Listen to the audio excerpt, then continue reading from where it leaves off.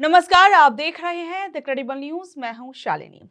एक तरफ सरहद पर चीन की चालबाजी जारी है और दूसरी तरफ दिल्ली में बीजेपी मुख्यालय के अंदर चीनी कम्युनिस्ट पार्टी के प्रतिनिधियों का स्वागत किया जा रहा है। इसी को लेकर कांग्रेस ने प्रधानमंत्री मोदी पर सीधा हमला बोला है और पूछा कि आखिर चीन के साथ ये कैसी गुपचुप दोस्ती है।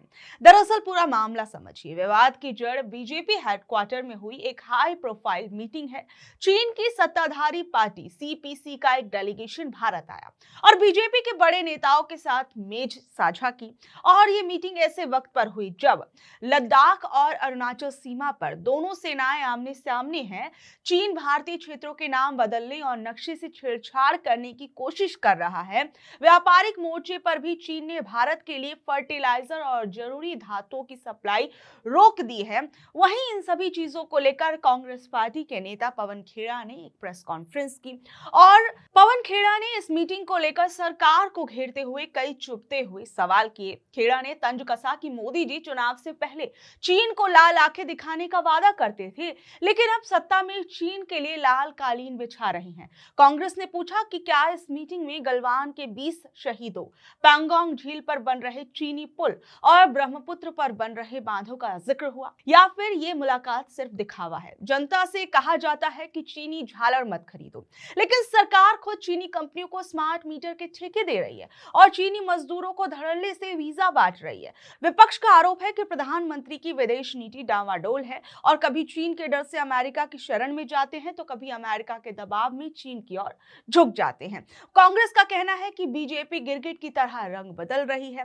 जब सत्ता में नहीं थे तो चीन के खिलाफ नारे लगाते थे और अब चीन जमीन दबा रहा है तो बीजेपी उनके साथ चाय पे चर्चा कर रही है। इस दौरान क्या कुछ बोलते हुए नजर आए पवन खेड़ा, जरा सुनिए।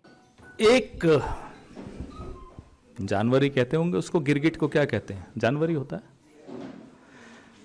बीजेपी ने गिरगिट को भी एक रंग सिखा दिया।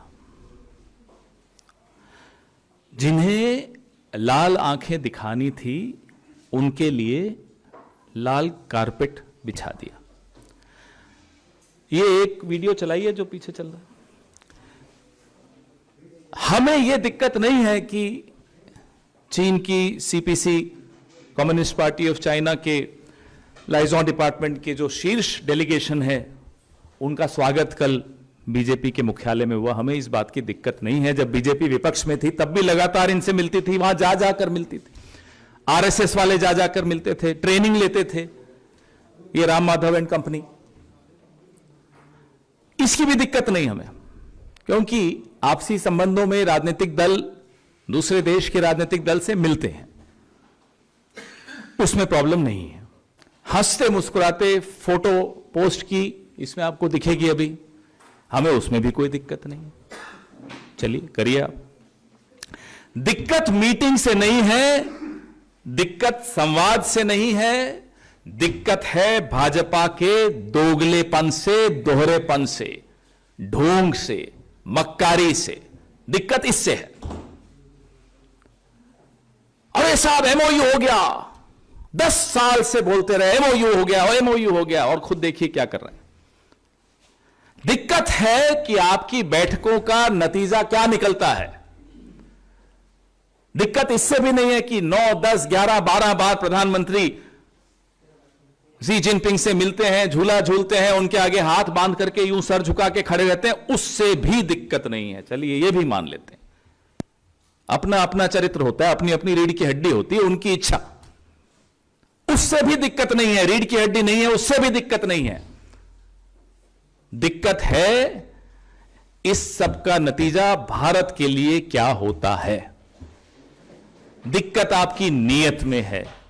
हमें दिक्कत आपकी नीयत से है। हमें दिक्कत आपकी इन तमाम बैठकों से जो बंद दरवाजों में होती हैं, उसके बाद जो खामियाजा देश भुगतता है उससे है। यही अगर हमारे नेताओं से मिलते तो ये लोग बोलते देखो देखो ये माओ जेडोंग का रिश्तेदार है भाई कांग्रेस पार्टी, हमारे लिए तो तुरंत सर्टिफिकेट आ जाते हैं। संघ के लिए नहीं आएंगे। वैसे संघ का मतलब क्या है? चीन की कम्युनिस्ट पार्टी से मिलना हमें नहीं समझ में आता। क्या सांस्कृतिक आदान प्रदान हो रहा है? क्या है ये? दूसरी बात ये कि जो डावाडोल नीति है चीन की, भैया आवाज मत करिए प्लीज, जो डावाडोल नीति है हमारी चीन के प्रति, ना केवल चीन के प्रति, जो पूरी विदेश नीति की मैं बात कर रहा हूं, अमेरिका ने डांटा तो चीन के पास चले गए, चीन ने डांटा अमेरिका के पास चले गए। कोई बच्चे हो, इधर से डांट पड़ी उधर चले गए, मम्मी ने डांटा पापा के पास चले गए, पापा ने डांटा मम्मी के पास चले गए, दोनों ने डांटा नाना नानी के पास चले गए, दादा दादी के पास। क्या मजाक बना रखा है साहब आपने? ये विदेश नीति है, इसको गंभीरता से लीजिए। ये हम बार बार कहते आए हैं।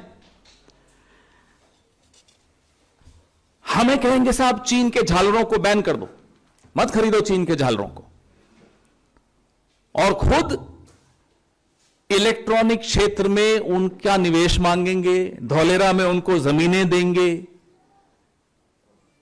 जिस व्यक्ति को तमिल भाषा से नफरत है, प्रधानमंत्री की बात कर रहा हूं, वो जब मुख्यमंत्री थे गुजरात के, तो गुजरात के करिकुलम में, स्कूल के करिकुलम में मैंडरिन भाषा की बड़ी हिमायत करते थे कि साहब गुजरात के बच्चों को मैंडरिन सीखनी चाहिए, तमिल नहीं होना चाहिए, उर्दू तो ये छोड़ ही दीजिए, मैंडरिन सीखनी चाहिए।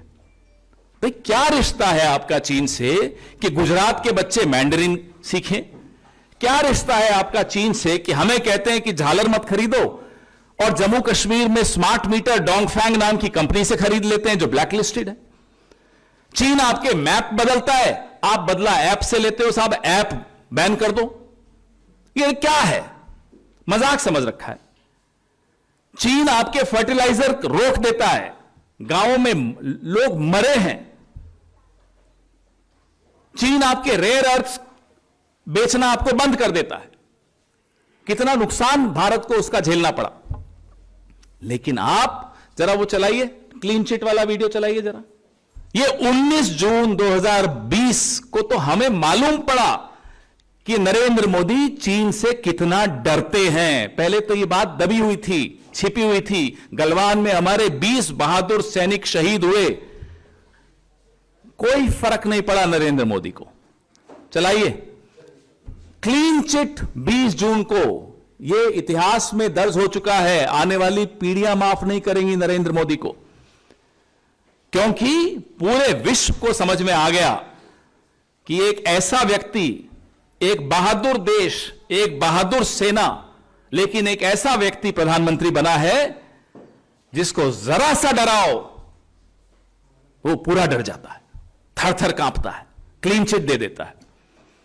एक ऐसा व्यक्ति इस देश का प्रधानमंत्री बन गया है जिसकी तारीफ कर दो माय फ्रेंड नरेंद्र मोदी, कह दे डोनाल्ड ट्रंप, बिछ जाते हैं साहब, पूरे के पूरे बिछ जाते हैं।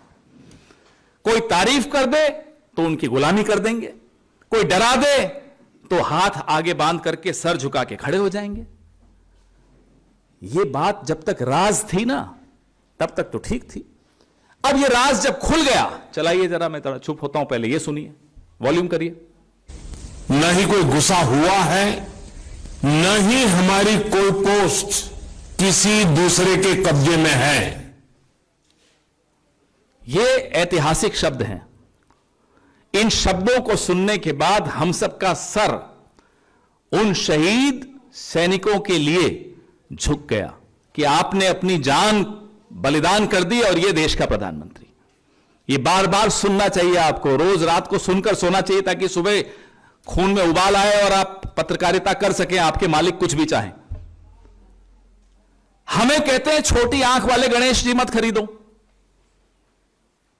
देश के लिए अलग मापदंड, और खुद बैठकें करेंगे, व्यापारिक बैठकें करेंगे, कंपनीज पर से बैन हटाएंगे, पीएम केयर फंड में पैसा चीन की ब्लैक लिस्टेड कंपनी से लेंगे। भाई क्या मजाक है? मापदंड सबके लिए सेम होना चाहिए। अब यह मीटिंग हुई साहब, मीटिंग में हम यह जानना चाहते हैं, क्योंकि आप तो सत्ताधारी दल हो, आपसे मीटिंग हुई, आपके मुख्यालय पे मीटिंग हुई, तो हमें यह बताइए कि जो चीन ने हमारे हितों पर कुठाराघात किया है, क्या उस पर चर्चा हुई? गलवान से लेकर, लद्दाख से लेकर, और अब जो नया कल जो दावा किया है उससे शख्सगाम घाटी कश्मीर, कल ही बैठक हुई और अभी दावा भी हो गया कि शख्सगाम घाटी जो है कश्मीर की वो चीन की है। क्या आपने इस पे चर्चा की? बंद कमरे में ही सही, लाल आंख दिखाई? यह जानना तो देश का हक है। आप शख्सगाम की बात करते हैं, अरुणाचल और लद्दाख में हम क्या क्या गंवा चुके हैं ये हम कई बार चर्चा कर चुके हैं। हमारे कई नेता यहां आकर आपसे इस बारे में बात कर चुके हैं, आप लोग कई बार कवर कर चुके हो। लगातार हम चीन के आगे सब कुछ गंवाए चले जा रहे हैं और फिर ये बैठक भी होती है, बैठक को क्लोज डोर होती है, बैठक उनके मुख्यालय पर होती है, उनका स्वागत होता है, गर्मजोशी से होती है, सब कुछ कीजिए। उस बैठक के कुछ घंटों में शख्सगाम घाटी तक पे क्लेम दावा चीन ने कर दिया, इसका भी जवाब दीजिए, इसका भी खुलासा कीजिए। तो बहरहाल आप लोग इस पूरे मामले पर क्या कुछ कहेंगे, नीचे दिए गए कमेंट बॉक्स में जरूर बताइएगा और ऐसी अपडेट से जुड़े रहने के लिए देखते रहिए द क्रेडिबल न्यूज। मैं हूं शालिनी, धन्यवाद।